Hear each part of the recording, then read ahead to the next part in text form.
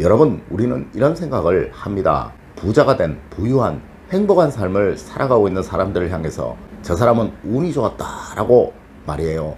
하지만 그 누구도 그 운을 만들려는 노력은 하지 않습니다. 그냥 무작정 이 운이라는 것이 그냥 들어오는 것인 줄 알고 그냥 기다리기만 한다는 것입니다. 여러분, 운을 얻으시려면 운이 들어올 수 있는 그 행동을 하셔야 하는 거예요.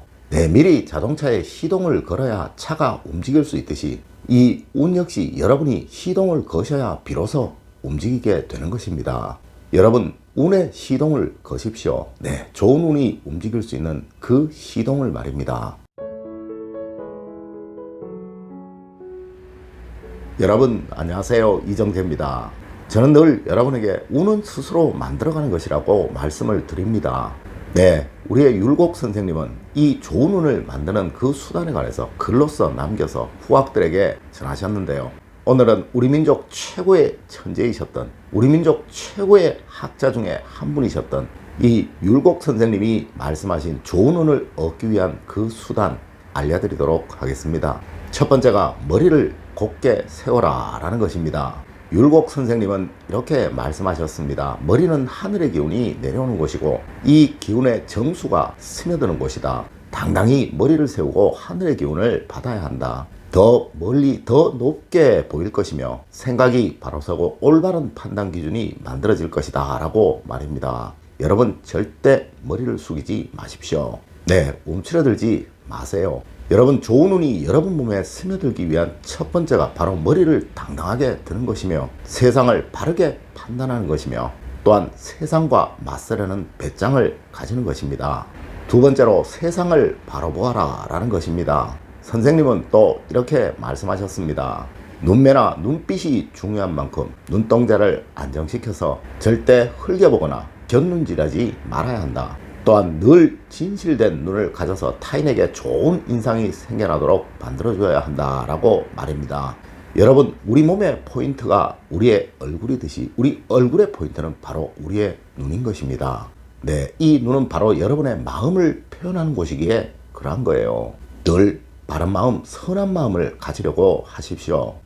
이것이 여러분의 눈으로 표현될 것이며 이로 인해 여러분은 늘 타인들에게 좋은 인상, 선한 인상을 주게 될 것이며 또한 이로 인해 여러분 주변에는 여러분에게 좋은 운을, 좋은 기회를 만들어주려는 그런 사람들로 가득 찰 것입니다. 세 번째로 기운을 엄숙히 하라 라는 것입니다. 선생님은 이렇게 말씀하셨습니다. 우리는 예외 없이 누구나 세상 속에서 기싸움을 하고 있다. 이 기운이 바르고 엄숙하다면 세상이 머리를 숙일 것이나 이 기운이 약하고 천박하다면 세상은 나를 비난할 것이다 라고 말입니다. 여러분, 항상 함부로 대할 수 없는 여러분이 되셔야 한다는 거예요. 우리 이런 사람 귀티나는 사람이라고 말하죠.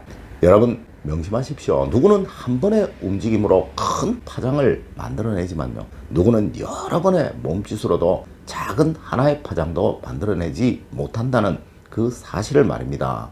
여러분, 절대 싼 사람이 되지 마십시오. 네 번째가 입을 함부로 놀리지 말라라는 것입니다. 선생님은 이렇게 말씀하셨습니다. 물고기가 입을 잘못 놀려 미끼에 걸리듯이 사람은 입을 잘못 놀려 화를 자초하는 법이다. 이 입구자가 셋이 모이면 품격을 나타내는 품자가 된다.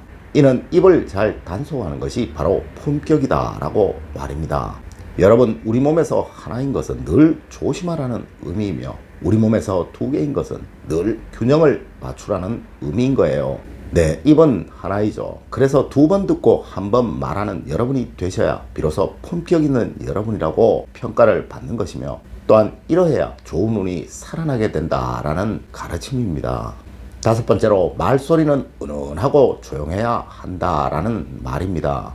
선생님은 이렇게 말씀하셨습니다. 좋은 운은 은은함과 조용함에서 오고 나쁜 운은 난잡함과 시끄러움에서 온다고 말입니다. 하여 말소리는 늘 조용해야 하는 것이며 그 형상이 항상 바르고 그 소리가 항상 은은해야 한다고 말입니다. 이는 바로 다툼을 경계하는 말일 것입니다. 사람들은 자신의 옳음을 강조하기 위해서 타인들의 생각이나 타인들의 입장을 고려하지 않는다는 이야기이죠. 하여 이것이 다툼이 되는 것이며 이 다툼은 또한 큰 소리로 드러나게 되는 것입니다. 여러분 항상 온화하지만 은은한 말투를 가지시려고 노력하십시오. 네, 이러한 여러분을 세상의 어떠한 사람도 적으로 돌리려 하지 않을 것이며 여러분은 이로 인해 어떠한 화도 피해갈 수 있는 그런 사람이 될 것입니다. 여섯 번째로 얼굴빛은 밝게 하라 라는 것입니다. 선생님은 이렇게 말씀하셨습니다. 삶이 힘들수록 얼굴을 찡그리지 말고 애써 웃으며 밝게 하려 해야 한다고 말입니다. 여러분, 사필귀정이라는 말이 있으면 이 긍정과 낙관이 부정과 비판을 반드시 이긴다는 그 의미일 것입니다. 여러분, 운이 살아나는 사람, 반드시 얼굴이 밝은 사람이라는 것 잊지 마십시오. 하지만 운이 죽어가는 사람, 반드시 얼굴이 무겁고 어두운 그러한 사람이라는 것 역시 절대 잊지 마십시오. 여러분, 찰색이라는 것은 상학에서는 한 사람의 운명을 좌우하는 아주 중요한 것이라고 말하고 있습니다. 늘 웃으십시오. 그리고 밝은 표정을 지으시려고 노력하십시오. 네, 여러분의 모든 운들은 살아나게 될 것이며 이로 인해 여러분은 세상 만복을 다 누리시게 될 것입니다. 일곱 번째로, 손은 늘 공손해야 한다라는 것입니다. 선생님은 말씀하셨습니다. 손은 움직일 때를 제외하고 늘 공수해야 한다라고 말이에요. 여러분, 우리 몸에서 가장 거만함이 많이 드러나는 곳이 어디일까요? 네, 바로 손입니다. 왜 그럴까요? 네, 모든 것을 지시하고 가르치려 하고 아는 체하고 명령하는 곳이 바로 손이기에 그러한 거예요.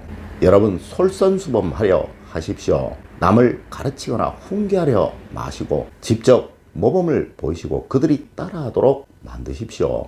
네, 모든 사람, 즉 여러분의 모든 운들이 여러분을 존경하게 될 것이며 이로 인해 여러분의 삶은 변해가게 될 것입니다. 여덟 번째, 발은 무겁게 하라라는 것입니다. 네, 이는 처신을 가벼이 하지 말라라는 가르침입니다. 물론 이는 디뎌야 할 곳과 디디지 말아야 할 곳, 가야 할 곳과 절대 가서는 안 되는 곳을 정확히 구분을 하라라는 말이기도 한 것입니다. 네, 우리는 간혹 쓸데없는 설화나 사건으로 공경에 처하기도 합니다. 여러분, 이는 뱁새가 노는 곳에 황새가 머물기에 그러한 거예요. 여러분, 절대 어울리지 말아야 할 사람들과 어울리지 마십시오. 늘 좋은 사람들, 운이 살아나는 그러한 사람들과 어울리려고 하십시오. 네, 그래야 여러분 역시 운의 도움을 얻을 수가 있는 것입니다. 아홉 번째, 항상 덕으로 머물러라 라는 것입니다. 여러분, 우리 조상님들 덕불고 필요린이라고 하셨습니다. 네, 덕이 있는 사람, 운을 얻을 사람이라는 이야기죠. 여러분, 세상은 머글이 대단한 듯 하지만 사실 알고 보면 아주 단순합니다. 네, 내가 준 만큼 얻는다는 것이죠. 여러분, 늘 남에게 베풀려고 하십시오. 반드시 몇 배로 여러분에게 돌아올 것이며 이로 인해 여러분에게는 좋은 운들이 가득 살아날 것입니다. 오늘은 조선 최고의 학자이셨던 율곡 선생님의 가르침으로 여러분을 찾아뵈었습니다. 앞서 말씀드렸듯이 이 운이라는 것은 여러분들이 살리시는 것입니다. 오늘 제가 알려드린 이 이야기들 꼭 명심하시는 여러분들이 되시길 부탁드리며 오늘의 이야기를 마칠까 합니다.